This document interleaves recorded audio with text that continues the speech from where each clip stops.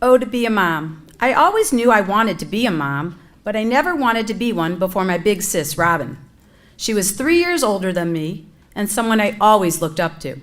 To be honest, Robin was like a second mom to me. She protected me, watched over me, helped me with my daily dilemmas. Homework, parent problems, which boy should I date, what outfit should I wear? But the most important dilemma that she got me out of was 2 days before my wedding. That's when my fiancé freaked out with a case of prenuptial jitters and threatened to call off our wedding.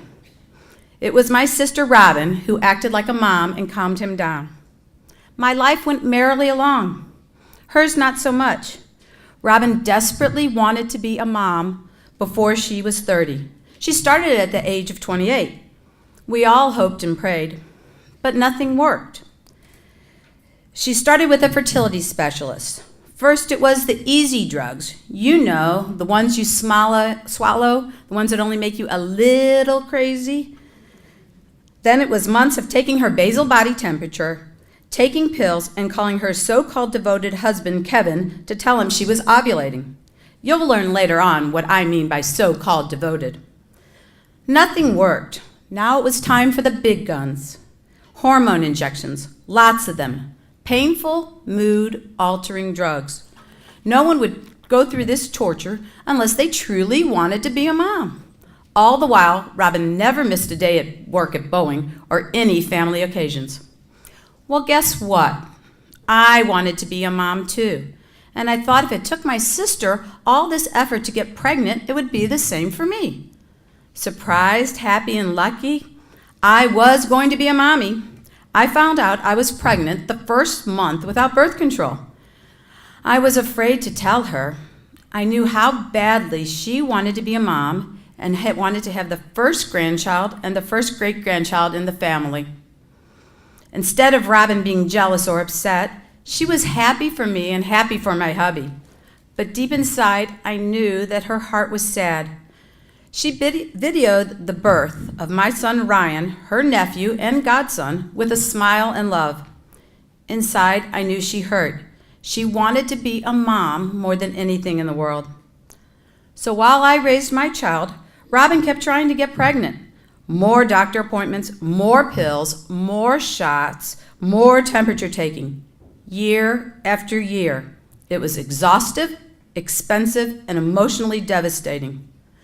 Then on Thanksgiving Day, things went from bad to worse. Mr. Devoted of 6 years walks out on her.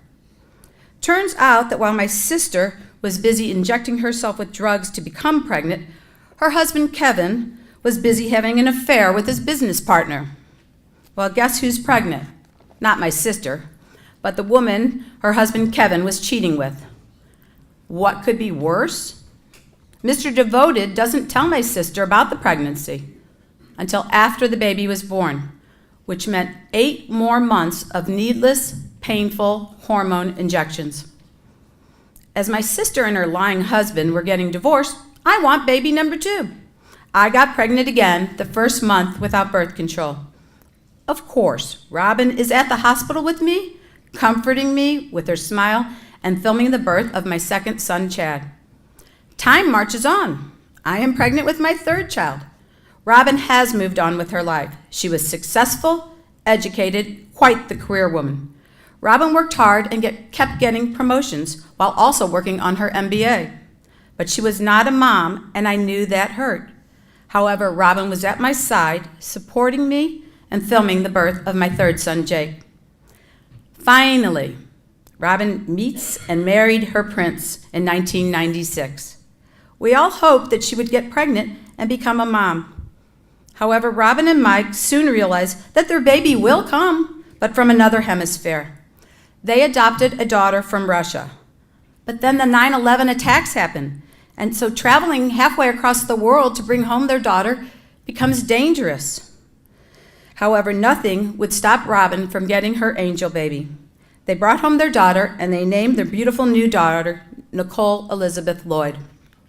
Never have I seen so much joy in her eyes. Robin was busy enjoying her life as a wife, a career person, and the mom that she had always wanted to be. And just 6 months after she comes home, when life is starting to get routine, she feels a lump. How much crueler could life be? But did the breast cancer beat her down? No way. For 7 years, no one would even know she was sick. But deep down, she knew there was a bomb ticking, and she wanted to provide her daughter, Nikki, with everything. She was right. The cancer came back, and it came back with a vengeance. Robin fought with every fiber of her being. She tried every chemo that was out there. I went to every doctor appointment with my sister. Years into treatment, when most people would have given up, Robin's doctor looked at her and said, "Are you ready to stop treatment?" Robin said, "I am not giving up. If you want to give up, I will find a new doctor." My sister wanted to live and wanted Nikki to have a mom. I wish I could tell you that this story has a happy ending. It does not. My sister lived because she was a mom for an extra 2 years. During this time, she could not eat, she could not work, and she could not leave the house. But she could still be a mom. She could still talk to her daughter, advise her daughter, help her daughter with her homework, kiss her daughter, and tell her daughter goodnight. Most importantly, Robin could let Nikki know how much she loved her.